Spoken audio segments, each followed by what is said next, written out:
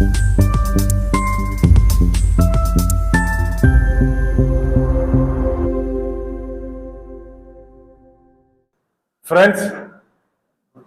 మాట తప్పను మడమ తిప్పను, మాట తప్పును మడమ తిప్పను అని చెప్పినటువంటి జగన్మోహన్ రెడ్డి గారిని ఈరోజు ఆంధ్రప్రదేశ్ ప్రజలు ప్రశ్నిస్తున్నారు. అయ్యా జగన్మోహన్ రెడ్డి, 2024 ఎన్నికలు జరిగేటప్పటికీ నేను జగన్ అనే నేను 2024లో మళ్ళీ ఎన్నికల కోసం మీ దగ్గరికి వచ్చేసరికి ఒక్క మందు షాప్ కూడా కలపడకుండా చేస్తానని చెప్పి హామీ ఇస్తా ఉన్నానని చెప్తా ఉన్నా మీ అందరికి. ఆ 2024లో ఎన్నికలు జరిగేటప్పటికీ నేను జగన్ అనే నేను 2024లో మళ్ళీ ఎన్నికల కోసం మీ దగ్గరికి వచ్చేసరికి ఒక్క మందు షాప్ కూడా కలపడకుండా చేస్తానని చెప్పి హామీ ఇస్తా ఉన్నానని చెప్తా ఉన్నా మీ అందరికి. ఏంది జగన్ అన్న, నువ్వు చెప్పిందేమి, నువ్వు చేసేదేంది? ఈరోజు ఆంధ్రప్రదేశ్ ప్రజలు నిన్ను ప్రశ్నిస్తున్నారు. అధికారంలోకి రాకమునుపు ఒక మాట, వచ్చినాక ఈ విధంగా.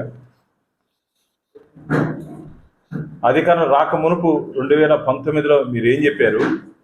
ఈరోజు ఆంధ్రప్రదేశ్ని అన్నపూర్ణ ప్రదేశ్గా ఉన్నటువంటి ఆంధ్రప్రదేశ్ని మధ్యాంధ్రప్రదేశ్గా మార్చేటువంటి ఘనత రాష్ట్ర ముఖ్యమంత్రి జగన్మోహన్ రెడ్డి గారికి దక్కుతుంది.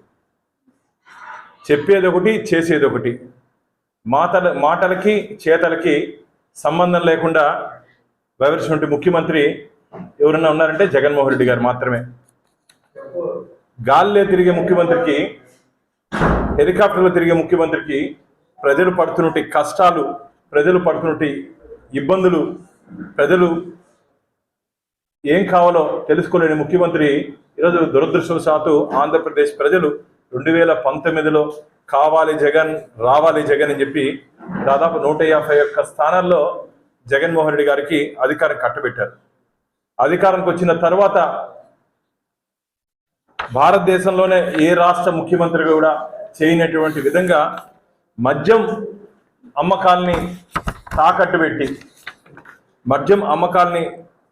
పెట్టి వేల కోట్ల రూపాయల రుణాలు తీసుకున్నట్టు ముఖ్యమంత్రి చరిత్రలో జగన్మోహన్ రెడ్డి గారు మిగిలిపోతారు. అసలు మీ ద్వారా నేను ఒకటి ప్రశ్నించదలుచుకున్నా. ఆదాయం పెరగాలంటే, రాష్ట్ర ఖజానా నింపాలంటే పరిశ్రమలు రావాలి. తద్వారా రాష్ట్ర ఆర్థిక ఆదాయం పెరుగుతుంది. తద్వారా యువతకి ఉపాధి అవకాశాలు వచ్చే అవకాశం ఉంది. మీరు వచ్చిన తర్వాత ఈ 5 సంవత్సరాల కాలంలో మీరు మీ మంది మార్బలం డిస్టిలరీస్ పెట్టుకున్నారా తప్ప ఆంధ్రప్రదేశ్ రాష్ట్రానికి, ఆంధ్రప్రదేశ్ ప్రజలకి ఏమి చేశారు జగన్మోహన్ రెడ్డి గారు? శాంతి భద్రతలు సరిగ్గా లేని కారణంగా, మిత్రులారా, ఏ రాష్ట్రంలో అయినా సరే పెట్టుబడులు పెట్టాలంటే శాంతి భద్రతలు బాగుండాలి, లా అండ్ ఆర్డర్ బాగుండాలి. శాంతి భద్రతలు సరిగ్గా లేని కారణంగా కమిషన్లకు భయపడి, మీ అధికార పార్టీ నాయకులు కమిషన్లకు భయపడి పారిశ్రామికవేత్తలు ఆంధ్రప్రదేశ్లో పెట్టుబడులు పెట్టలేదు. ఎక్కడికి వెళ్ళినా సరే, ఉదాహరణకి మా తిరుపతి అసెంబ్లీతో పాటు పక్కన ఉన్నటువంటి ప్రాంతాల్లో ఏమైనా పెట్టుబడిదారులు వస్తే, నేనైతే నా అసెంబ్లీలో ఉన్నటువంటి నా జిల్లా నుండి యువతకి ఉద్యోగ అవకాశాలు ఏంటి నేను అడుగుతా. కానీ అధికార పార్టీ నాయకులు నాకెంత నవ్విపోతారు. 1000 కోట్లతో ఒక పారిశ్రామికవేత్త వస్తే 10% అడిగారు.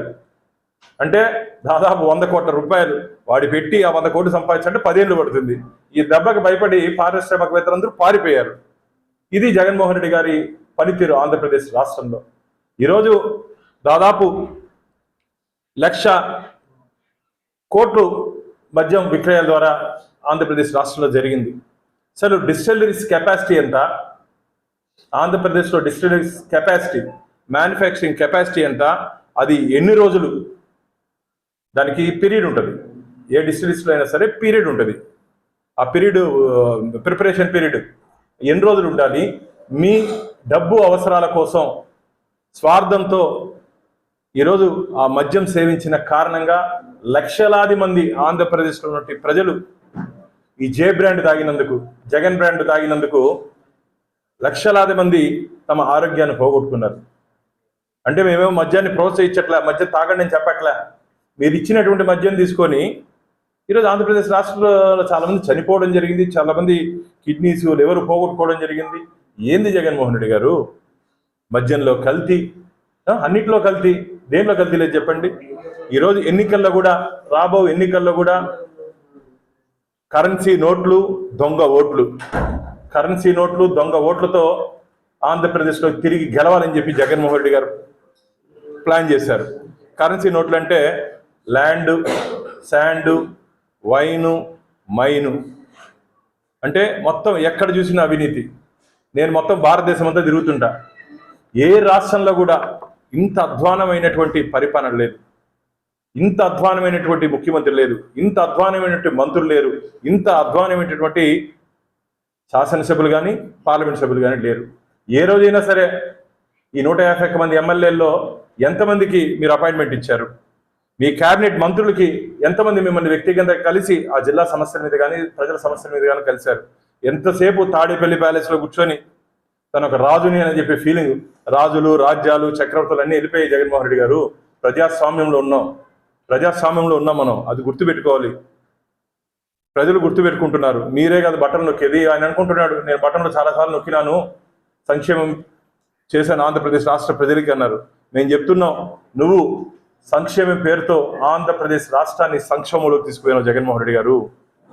2019 నాటికి ఆంధ్రప్రదేశ్ రాష్ట్ర ప్రభుత్వ అప్పు దాదాపు 3,35,000 కోట్ల రూపాయలు 2019కి.